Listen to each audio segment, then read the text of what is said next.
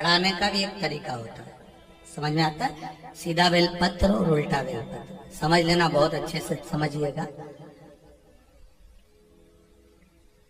शिव जी के सम्मुख में शंकर भगवान के शिवलिंग पर जब बेलपत्र चढ़ता है तो बेलपत्र का जो सीधा भाग होता है वो शिव जी के शिवलिंग पर होना चाहिए, उल्टा भाग ऊपर होना चाहिए। बहुत ध्यान से समझना हो।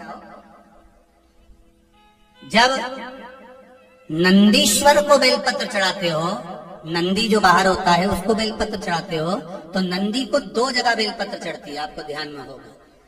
पहली बेलपत्र नंदी को जब चढ़ती है तो नंदी के सामने चढ़ती है, तो उसका बेलपत्री का जो डंडी का मुख है वो नंदी की ओर होता है और बेलपत्री की पत्ती का मुख शंकर जी की ओर होता है।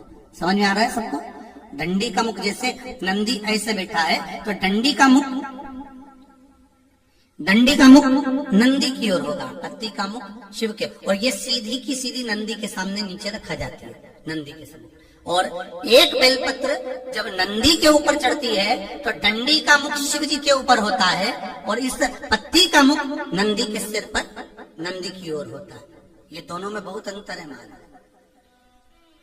जैसे कोई बच्चा कोई कंपटीशन एग्जाम के लिए जा रहा हो या कोई परीक्षा देने के लिए जा रहा हो और पढ़ाई करे, स्मरण करे, तैयारी करे, वो अपनी जगह पर है। और ऐसा नहीं होता कि बच्चे पढ़ते नहीं है या तैयारी नहीं करते हैं। इसके बाद भी अगर उनका इंटरव्यू में पास नहीं होते या एग्जाम में पास नहीं होते तो उसके लिए ये दोनों बेलपत्री बड़ी काम करती है। बहुत ध्यान देना। जो नंदी के सामने बेलपत्र रखकर जाना, शिव जी के सम्मुख में बेलपत्र रखकर जाना, मतलब नंदी के सम्मुख में जब रखाएगी तो डंडी, जम के बोलिए, कहाँ होना चाहिए?